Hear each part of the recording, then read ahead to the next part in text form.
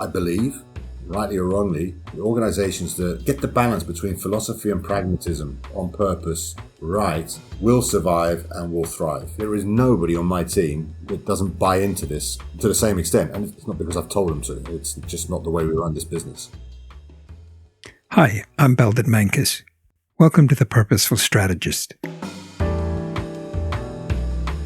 the podcast that shifts the conversation about purpose and strategy from what organizations should do to what business leaders are doing and what they've learned along the way. My guest today is Paulo Lanzarotti, CEO of Asahi Europe International, with responsibility for growing Asahi's beer business globally outside Japan and Oceania. The business employs more than 10,000 people and produces 44 million hectoliters of beer per year in 19 production facilities across Europe. The Japanese roots of the business go back to 1879 when the Osaka Brewing Company was founded, but its European origins date back even further to the foundation of the Grolsch Brewery in 1650. Paolo, welcome to the Purposeful Strategist podcast. Hi, Belden. It's a pleasure to be here with you. Really great to have you here. Maybe just in the beginning, you could say a few words about yourself and how you became interested in the whole topic of organizational purpose. Yeah, sure. So you can probably tell from my accent and my name that I am an Italian born in the UK. 20 years in oil and gas and almost 20 years now in the brewing sector. Both industries have changed massively over those 40 years. And when I first became interested in purpose dates back to about 5 years ago. Purpose, if I'm honest with you, was a buzzword that everyone was talking about. So I figured probably understand a little bit more about this. I sat down with Dr. Colin Mayer from the Oxford Side Business School and asked him the question, so what should I know about purpose? And he asked me a question straight back saying, why do you exist? What is it that you do? And I think I mumbled something along the lines of, we produce great beer and build fantastic brands. And he smiled and said, yes, that's what you do, but that's not why you exist. So let's try it again. And it was, I've got to say, an awkward 5 or 6 minutes. But ultimately, he landed the point that purpose is all about having a greater why, a North Star. He gave me actually the simplest definition of purpose that I've come across and use all the time, which is purpose is essentially addressing a problem in the world profitably. So that was my first sort of interaction with purpose as a concept. And then COVID hit. And when we were clear that the business would survive and that our people were safe and our brands were continuing to stay strong, we figured as a leadership team that we should probably sit down and do some work around future trends, changing market dynamics. We got some outside help, and the consultants that helped us said, you should probably think about purpose as well in the 6-week window that we're doing this strategy work. And we said, yeah, great idea. Let's do that. And I think 2 days in, we realized, we're not going to even scratch the itch of purpose properly. So let's just think about what and how, and we'll worry about why later. And I think that was a good decision because ultimately we did come back to why. And it's basically taken us the 5 years since then to land what our purpose statement is. That in and of itself took some time. But then more importantly, to start to actually make it come to life, to become, if not the lens, one of the lenses that we make as many decisions as we can in the business and for the business. Mm-hmm. So if I've got it right, the Asahi purpose is creating meaningful connections. So really interested to hear the number of different ways you pursue that. But you said it took a while to get to that. If you can, kind of take us through the process. Again, we've got some outside help, folks that have done this before in organizations that are truly purposeful. And we involved Jeff McDonald, an ex-Unilever executive. He's an advocate for men's mental health. He'd worked with us on other issues, straightforward, very direct, but also incredibly well-versed in asking the right, sometimes awkward questions of corporate leaders. We actually kicked off the process with quite a large group of people. So it was myself, my leadership team, a number of executives reporting to that leadership team across the functions and markets that are part of the group. and a number of younger leaders in our business. And we figured we'd go broad before going narrow in this sort of discovery, which ultimately was a rediscovery of what we'd always been doing. If you think about beer and you think about the sort of traditional, historical beer occasions, they're generally occasions of people communing, coming together, either have a good time or to mourn a loss or to just have a chat. And so we went through this sort of rediscovery phase in a guided way, but sort of opening and closing the discussion. Not too much time spent wordsmithing until right at the end. It took us about 6 to 8 weeks to actually land creating meaningful connections. Creating is an active verb. You need to do something. It's not something that will happen to you. Meaningful is, in my language, beyond skin deep. Unfortunately, we live in a world that is increasingly skin deep. And so the meaningful part for us is really, really important. And connectivity, physical connectivity traditionally, but increasingly reconnecting the physical and the digital world, especially with younger legal drinking age consumers who live in a different world to the world that I grew up in. That connectivity is sort of fundamental. So creating meaningful connections was specifically wordsmithed. And also we wanted it simple enough to work in the multiple languages that it needs to come to life in, from English to Italian to Romanian to Hungarian to Czech, Slovak, etc., etc., etc. So simple, but actually quite deep. Yeah. And in doing that, did you have to pay any attention at all to sort of an overall corporate purpose, or was this purely for your part of the business? I'm smiling. You just asked a very, very good question.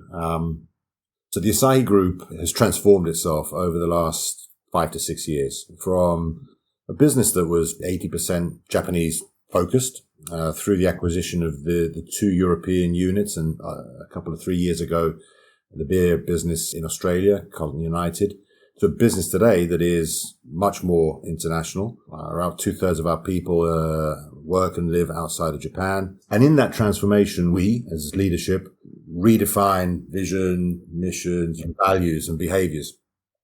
This happened at the same time as we were starting to rediscover purpose. So the conversation we had with ourselves and with group in Tokyo was, look, we think that purpose is actually more important, more relevant, more real than a traditional vision statement. We'd like permission to go off and work this through for ourselves in a way that is connected to the group and that potentially can be used by the group at some point in the future. So we embarked on this journey recognizing that we were a division of a broader organization, impatient for the output, and recognizing that the purpose that we defined for ourselves could be, but potentially wouldn't be, relevant for the rest of the group. And I think that was a good decision. Taking action was the right thing to do. And it served us well because the last 5 years have been a continuous journey. We are by no means perfect. We have a long way still to go. But I can point to things that we've done in the business, decisions we've made in the business that potentially would have been slightly different, and in some cases radically different, had we not used the lens of purpose. So can you give me an example or two of some of those? Yeah, I mean, look, I'll jump to the end and then come back to the beginning if you like. Okay.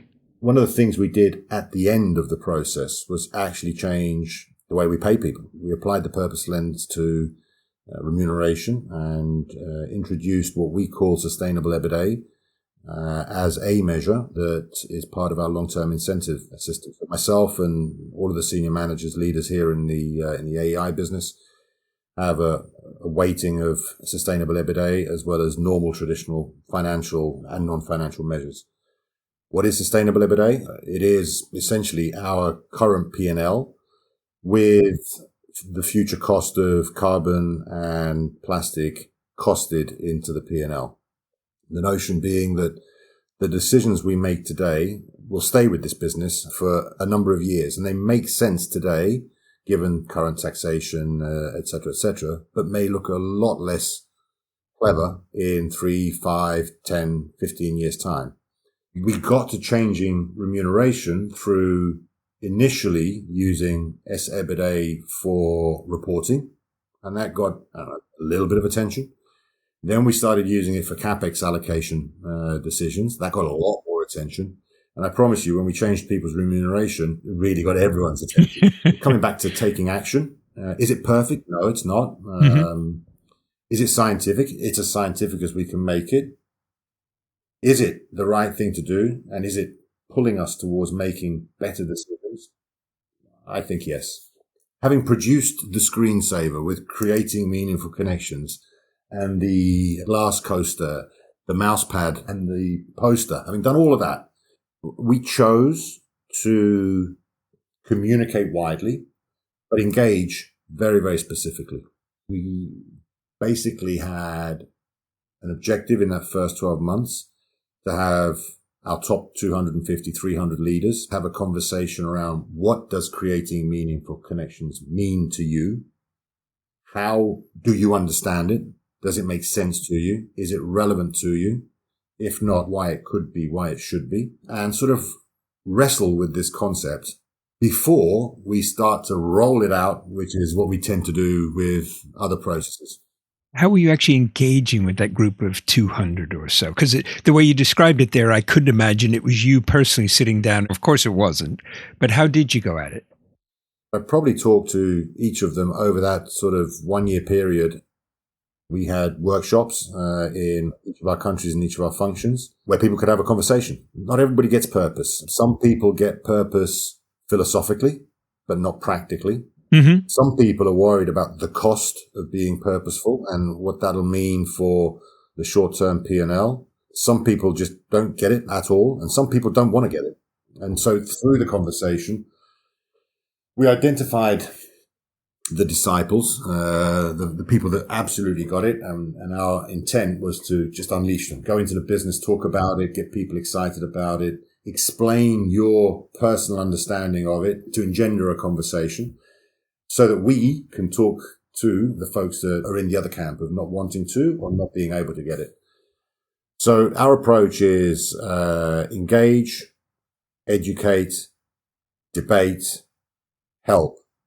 But ultimately, if you don't buy the need for purpose, we're probably not the right organization for you to be in. And that's an important conversation that I think needs to be had at some point in the journey. When that group became more comfortable with the notion of purpose and how it could come to life, we sort of flipped the priorities. First phase, we were communicating broadly and engaging specifically. We flipped that to engaging broadly and communicating specifically. What do I mean by that? The broad engagement then became the rollout. So the cascade all the way through the organization. The more specific communication was, let's make this come to life with specific target groups, employees, external stakeholders, either regulators or shareholders, and importantly, consumers through our brands. At the end of the day, if I can get everybody inside our business bought into the notion of purpose, that's only 10,000 souls. But if I can get the 45 million hectoliters of beer, which translates into about 9 billion pints, if every one of those touch points can, in some shape or form, transfer the commitment and the notion of purpose, how much more powerful would that be? And so that's what we did. We started to look at our brands. We tried desperately not to apply a cookie cutter approach along the lines of every brand must have a purpose. That'd be a lovely end game, but we tried to start where it made the most sense. So an example would be a brand called Jubra in Poland. It's the largest beer brand in our portfolio and actually the largest beer brand in Poland. It's rooted in nature. We actually reworked the positioning of the brand to be more nature forward. That positioning came to life through communication, resonated with consumers, and here we are today, and the brand is thriving. We're selling more of it. It's not just talking purpose, it's acting purposefully. I kind of get the whole planet, ESG being resonant, being parallel, but how does that go back to meaningful connections? So there are two sort of broad goals that we focus on. One is very planet focused. We're busy reducing our impact through CO2 emissions, water, et cetera. But the actual goal needs to become having a positive effect on the planet. The other area is more in the social space, and we talk about the need to serve up a positive and inclusive experience for people in society. And that talks more about customer, consumer, premiumization of portfolio, moderation. We're an alcohol company. The importance of moderation, not just in what we provide for consumers in terms of education, but actually in terms of product offering. So importance of non-alcoholic and low alcoholic beers in a meaningful way. And ultimately, the responsibility we have to work with our customers, in particular the on-premise universe of pubs, clubs and restaurants and hotels, to change their physical spaces to be more welcoming, inclusive, less macho, and to create that space where people can be as comfortable as they want to be. So the meaningful connection part on that side is really about working with the trade to change the trade. The way you're describing it there, I think is really inspiring, is organizations that can see a purpose for themselves, but then can kind of go beyond their boundary, can say this purpose we're pursuing, interested in, energized by is something that's good, not just for us, but it's good for other organizations. And it sounds like you're trying to educate, encourage them, trade, consumers, to rethink where they are. I think that's really fabulous. Did you run into any pushback on any of that? No, I wouldn't say pushback. I'm glad you used the word trying, because it is something that takes time. It takes conviction. You've got to believe that you're doing the right thing. And therefore, it takes a bit of courage as well, because we have felt the need to make decisions that could result in short-term commercial pain. I'll give you a couple of examples. So we use plastic in our business in a number of formats, shrinks around pallets, multi-packs, etc., etc. But in some of our markets, we also sell beer in PET bottles. One decision we took here in the Czech Republic and in Slovakia was to exit the PET segment and encourage consumers to switch from beer in PET to beer in returnable glass. A returnable glass bottle weighs a little bit more than a one-way glass bottle. So there is more glass, there is more energy in the production. But if the return recycling system works, I can get 10, 15, 20, 25, maybe even 30 turns from that bottle. Yeah, you get a lot of use out of it. Which is good for the planet. Yeah. It's also good for our P&L, frankly. So we put a trade program in place to communicate the benefits for the consumer, the benefits for the planet. But ultimately, we chose to exit that space. And if a competitor chose to enter that space with another PET bottle, so be it. Now, the relative weight of beer in PET sold in our portfolio in the Czech Republic is quite low, probably way less than 5% of total volume. In Romania, it's 50%. So I'm not going to make that decision in Romania quite like that. And I think one of the things we've learned is there's no point trying to bullshit consumers, but there's also little point in trying to bullshit ourselves. So there are some really difficult decisions that have massive potential impact on the business that we should take the appropriate time to wheedle out in terms of solution. Not to ignore, not to kick down the road, but to apply the purpose lens to and say, this is an issue that we need to solve, but we need to give ourselves the time to solve it in a way that makes sense from the business. If the definition of purpose is solving a problem in the world profitably, if you're out of business and you don't have any profit, then you lose the opportunity to solve the problem. You can't solve the problem. Exactly. Yeah. Conversely, though, it's just too easy to kick the can down the road. So solve the ones that you can solve straight away.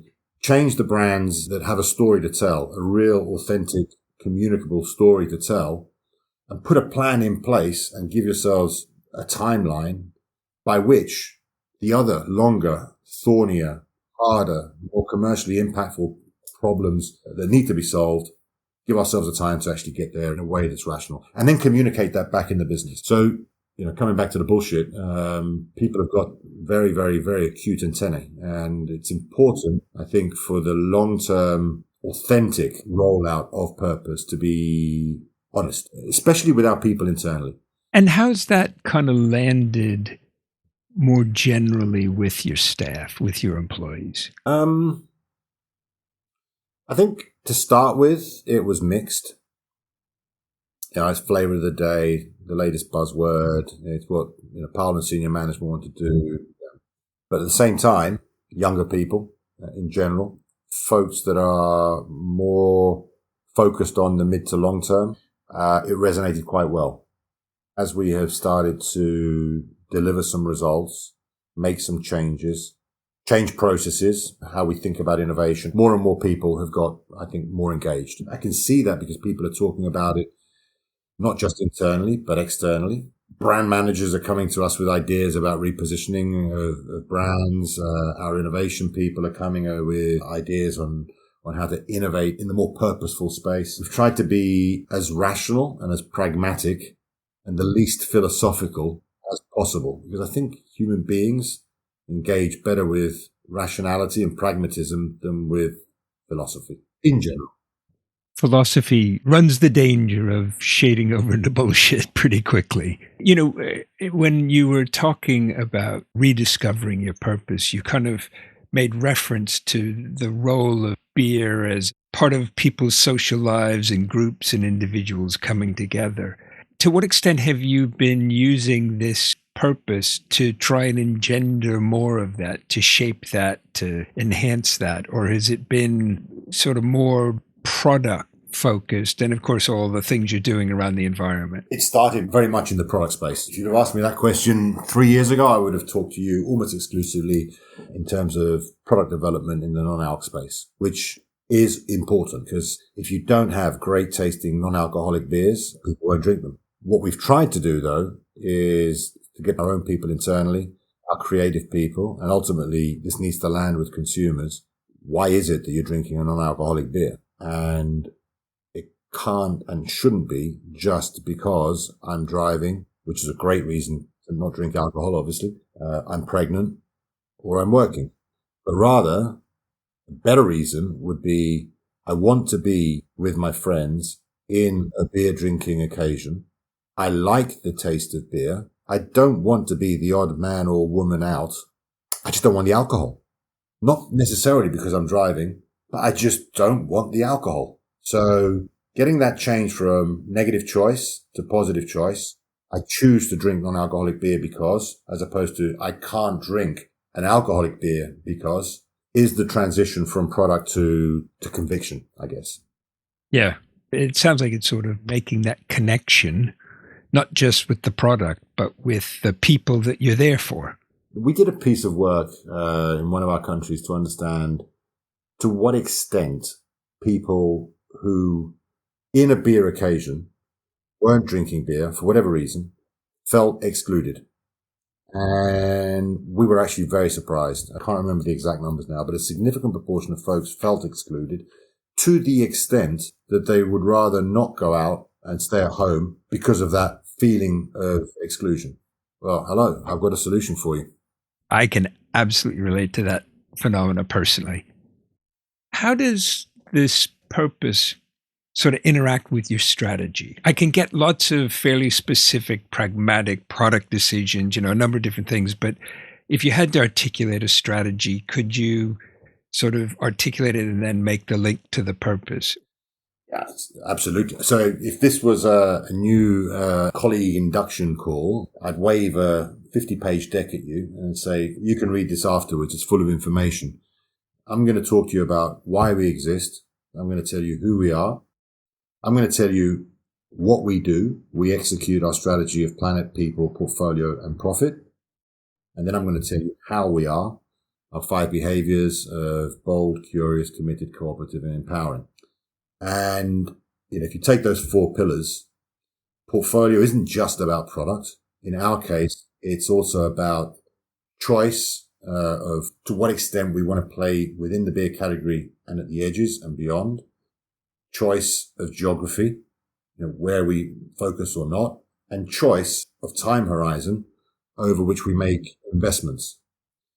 Planet is pretty much about the planet, initially doing less harm, but transitioning towards becoming a force of planet positivity. People, obviously, we try to make the payroll every month. That's important, but it's increasingly more around creating a place where we can shine as we are. So it's really about inclusivity and culture. And I finish it off by saying always, if we can get the first 3 Ps right, and I can see the direct link straight back to purpose, profit will come. Obviously, you need to get pricing right. Obviously, you need to manage costs. Obviously, your investment decisions need to pay off. But if we can talk to those portfolio choices, if we can make sure that we have sustainability at the core of what we do as opposed to just something else that we do, if we can unleash the power of our people through building a place where you can be your true self, your best self, and therefore your most productive self, the money will come. It's not as simple as that. We all know that, but the money will come. No, there's always bumps in the road, but yeah, I agree. Absolutely. Is there anything about you personally, your background, your training, anything that you think has kind of almost uniquely called you to be the leader of this? I'm not pausing for effect. I thought that was thinking. No, I guess conviction, personal conviction that this is the right thing to do. I'd love to tell you that I've got a very strong personal purpose that I want to share with it. I don't. I have a strong belief that business can be a force for good, and unfortunately, the institutions around us that are wired to take long-term views and be forces for good are increasingly less so. So if we don't step into this space, governments increasingly are doing it less so. We have financial power. In our case, we have senior management. I'm talking about AGH now, Asahi Group Holdings, that truly take a long-term view. Doesn't mean we're not driving short-term profit, but the worldview is a long-term view of respect for people and for nature. I believe, rightly or wrongly, the organizations that get the balance between philosophy and pragmatism on purpose right will survive and will thrive. There is nobody on my team that doesn't buy into this to the same extent. And it's not because I've told them to. It's just not the way we run this business. What advice would you give to other CEOs as they think about purpose and strategy for their own business? Do some homework first, but then start. We talk to a lot of people, other organizations, academics, to try and understand how this could play out. But then you've just got to start down the journey. Don't be impatient. This is not performance management. This is not something that you can do an e-learning course on. Don't stop when you've got the purpose statement, because that's just the beginning. And if it is all right, all good, and all pretty, probably not pushing hard enough. Put as much effort and time and passion into this as you do on delivering the P&L, the free cash flow, et cetera, et cetera, et cetera. Because it will impact your ability to attract and retain great people. And it will ultimately impact your ability to deliver long-term shareholder return, and finding partners to either help you on your journey or to be a sounding board for where you're at on your journey and their journey actually allows you to go further and probably a little faster. So I would strongly recommend that people look outside of their organization and just pick the phone up. Every time I pick the phone up to pretty much anybody to talk about purpose, the phone's been answered. Sometimes out of a sense of cynicism and skepticism, but it's always been answered. Yeah. What a fantastic conversation. Thank you for joining us. I've come away from this really enthused and very much eager to hear sort of what happens next as this all develops. So thank you for joining us. No, thank you, Belden. It's been a pleasure. And I've learned something along the way as well, which is always great. Thank you so much.